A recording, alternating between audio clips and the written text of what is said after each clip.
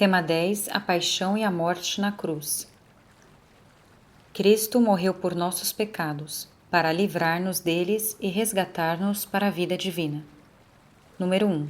O sentido geral da cruz de Cristo. Algumas premissas. O mistério da cruz se enquadra no marco geral do projeto de Deus e da vinda de Jesus ao mundo. O sentido da criação é dado por sua finalidade sobrenatural, que consiste na união com Deus. Entretanto, o pecado alterou profundamente a ordem da criação. O homem deixou de ver o mundo como uma obra cheia de bondade e o converteu em uma realidade equívoca. Pôs sua esperança nas criaturas e, como meta, fixou para si falsos fins terrenos. A vinda de Jesus Cristo ao mundo tem como finalidade reimplantar no mundo o projeto de Deus e conduzi-lo eficazmente ao seu destino de união com Ele. Para isso, Jesus, verdadeira cabeça do gênero humano, assumiu toda a realidade humana degradada pelo pecado, fê-la sua e a ofereceu filialmente ao Pai. Deste modo, Jesus Cristo restituiu a cada relação e situação humana seu verdadeiro sentido, independência de Deus Pai. Este sentido, ou fim da vinda de Jesus Cristo, se realiza em sua vida inteira, em cada um de seus mistérios, nos quais Jesus Cristo glorifica plenamente o Pai. Cada acontecimento e cada etapa da vida de Cristo tem uma finalidade específica para este objetivo salvador. Aplicação ao mistério da cruz. A finalidade própria do mistério da cruz é cancelar o pecado do mundo, algo absolutamente necessário para que se possa realizar a união filial com Deus. Esta união é, como já dissemos, o objetivo último do plano de Deus. Jesus cancela o pecado do mundo carregando-o sobre seus ombros e anulando-o na justiça de seu santo coração. Nisto consiste essencialmente o mistério da cruz. A. Carregou nossos pecados. Isto se vê, em primeiro lugar, pela história da sua paixão e morte relatada nos Evangelhos. Estes fatos, sendo a história do Filho de Deus encarnado, e não de um homem qualquer, mais ou menos santo, têm um valor e uma eficácia universais, que alcançam toda a raça humana. Neles, vemos que Jesus foi entregue pelo Pai às mãos dos pecadores, e que Ele mesmo permitiu voluntariamente que a maldade deles determinasse em tudo sua sorte. Como diz Isaías ao apresentar sua figura impressionante de Jesus: humilhou-se e não abriu a boca, como uma ovelha levada ao matadouro e como um cordeiro diante do que o tosquia. Guardou silêncio e não abriu sequer a sua boca. Cordeiro sem mancha, aceitou livremente os sofrimentos físicos e morais impostos pela injustiça dos pecadores, e nela assumiu todos os pecados dos homens, toda ofensa a Deus. Cada agravo humano é, de algum modo, causa da morte de Cristo. Dizemos, nesse sentido, que Jesus carregou nossos pecados no Gólgota. B. Eliminou o pecado em sua entrega. Mas Cristo não se limitou a carregar nossos pecados, mas também os destruiu, os eliminou, pois carregou com os sofrimentos na justiça filial, na união obediente e amorosa para com seu Pai Deus e na justiça inocente de quem ama o pecador, ainda que este não o mereça, de quem busca perdoar as ofensas por amor. Ofereceu ao Pai seus sofrimentos e sua morte em nosso favor, para nosso perdão. Em suas chagas fomos curados. Número 2. A cruz revela a misericórdia e justiça de Deus em Jesus Cristo. Fruto da cruz é, portanto, a eliminação do pecado. Deste fruto se apropria o homem através dos sacramentos, sobretudo da confissão sacramental, e se apropriará definitivamente depois desta vida, se foi fiel a Deus. Da cruz procede a possibilidade para todos os homens de viver afastados do pecado e de integrar os sofrimentos e a morte ao próprio caminho da santidade. Deus quis salvar o mundo pelo caminho da cruz, mas não porque ame a dor ou o sofrimento. pois Deus só ama o bem e o fazer o bem. Não quis a cruz com uma vontade incondicionada, como quer, por exemplo, que existam as criaturas, mas a quis praeviso peccato, sobre o pressuposto do pecado. A cruz porque existe o pecado, mas também porque existe o amor. A cruz é fruto do amor de Deus ante o pecado dos homens. Deus quis enviar seu Filho ao mundo para que realizasse a salvação dos homens com o sacrifício de sua própria vida. E isto fala em primeiro lugar sobre o próprio Deus. Concretamente, a cruz revela a misericórdia e a justiça de Deus. A misericórdia. A Sagrada Escritura refere com frequência que o Pai entregou seu Filho às mãos dos pecadores, que não poupou o seu próprio Filho. Pela unidade das pessoas divinas na Trindade, em Jesus Cristo, Verbo encarnado, está sempre presente o Pai que o envia.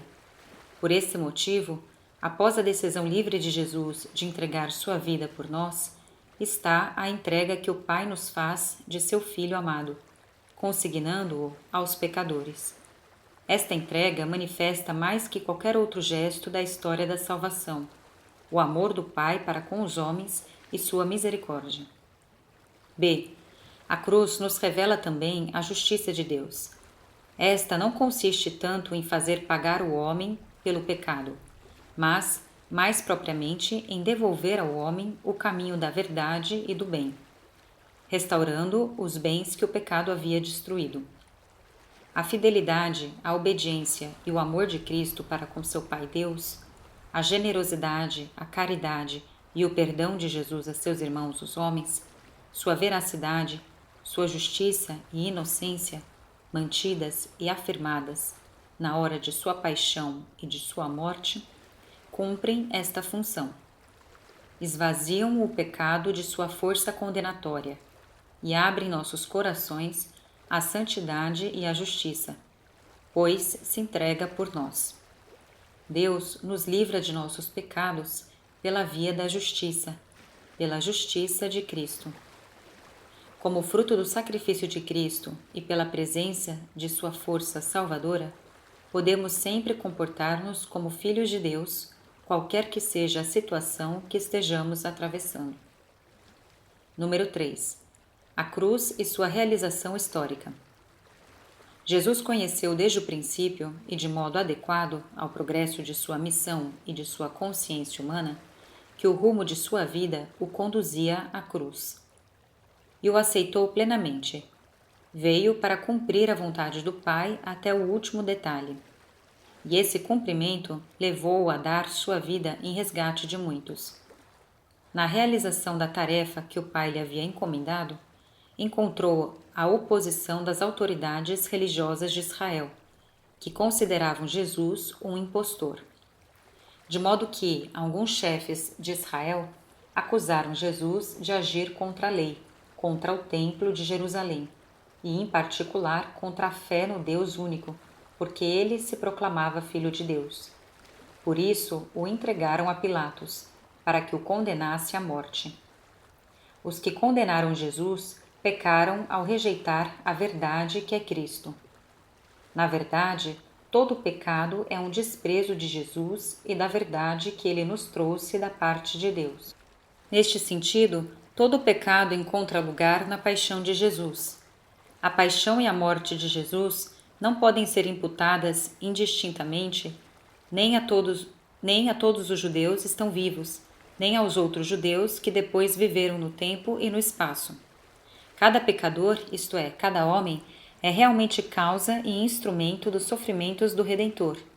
E culpa maior tem aqueles, sobretudo se são cristãos, que mais frequentemente caem no pecado ou se deleitam nos vícios. Número 4. Sacrifício e redenção. Jesus morreu por nossos pecados, para livrar-nos deles e resgatar-nos da escravidão que o pecado introduz na vida humana. A Sagrada Escritura diz que a paixão e morte de Cristo são a. Sacrifício de aliança, b. Sacrifício de expiação, c. Sacrifício de propiciação e de reparação pelos pecados, d. Ato de redenção e libertação dos homens. A. Jesus, oferecendo sua vida a Deus na cruz, instituiu a nova aliança, isto é, a nova forma de união de Deus com os homens que havia sido profetizada por Isaías, Jeremias e Ezequiel. O novo pacto é a aliança selada no corpo de Cristo, entregue por nós, e em seu sangue derramado por nós. B. O sacrifício de Cristo na cruz tem valor de expiação, isto é, de limpeza e purificação do pecado. C. A cruz é sacrifício de propiciação e de reparação pelo pecado. Cristo manifestou ao Pai o amor e a obediência que nós, homens, lhe havíamos negado com nossos pecados. Sua entrega fez justiça e satisfez o amor paterno de Deus que havíamos recusado no início da história. D. A cruz de Cristo é ato de redenção e de libertação do homem. Jesus pagou nossa liberdade com o preço do seu sangue, isto é, de seus sofrimentos e de sua morte. Mereceu com sua entrega a nossa salvação para incorporar-nos ao reino dos céus. Ele nos livrou do poder das trevas e nos transladou ao reino do Filho do seu amor, no qual temos a redenção, o perdão dos pecados. Número 5. Os efeitos da cruz. O principal efeito da cruz é eliminar o pecado e tudo aquilo que se opõe à união do homem com Deus. A cruz, além de cancelar os pecados, nos livra também do diabo, que dirige ocultamente a trama do pecado e da morte eterna.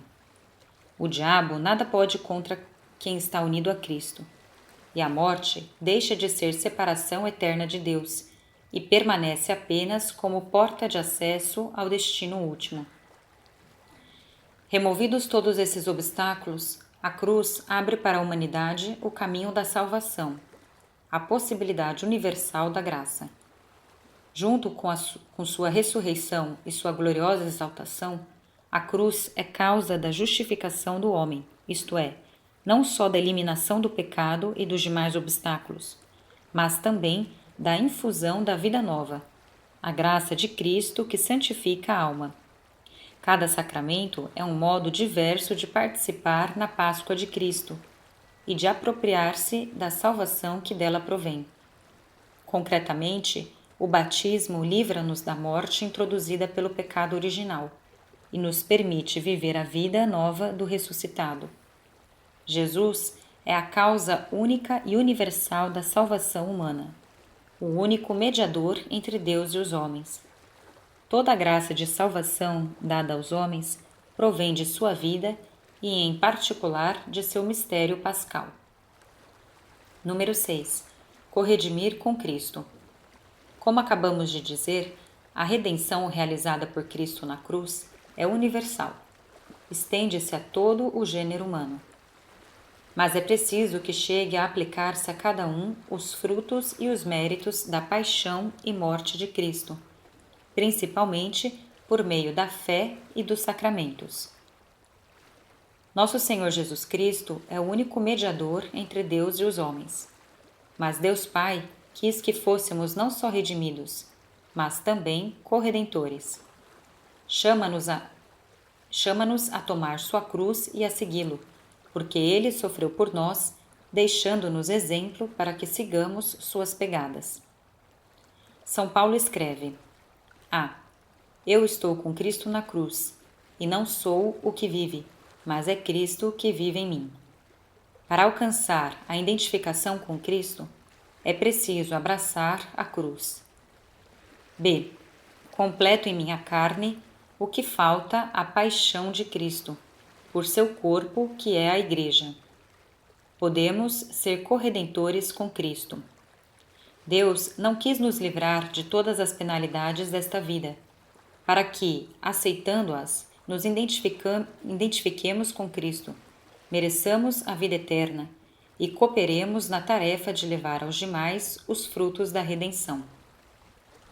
A enfermidade e a dor, oferecidos a Deus em união com Cristo, alcançam um grande valor redentor, como também a mortificação corporal praticada com o mesmo espírito com que Cristo padeceu, livre e voluntariamente em sua paixão. Por amor, para redimir-nos, expiando por nossos pecados. Na cruz, Jesus Cristo nos dá exemplo de todas as virtudes.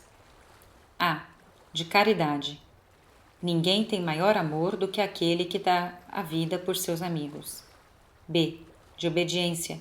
Fez-se obediente ao Pai até a morte e morte de cruz. C. De humildade, de mansidão e de paciência. Suportou os sofrimentos sem evitá-los nem suavizá-los, como um manso cordeiro. D. De desprendimento das coisas terrenas.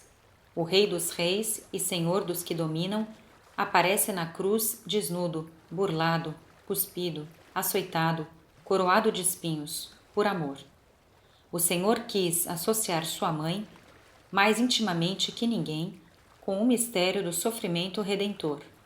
A Virgem nos ensina a estar junto à cruz de seu Filho. Escrito por Antônio do Cai.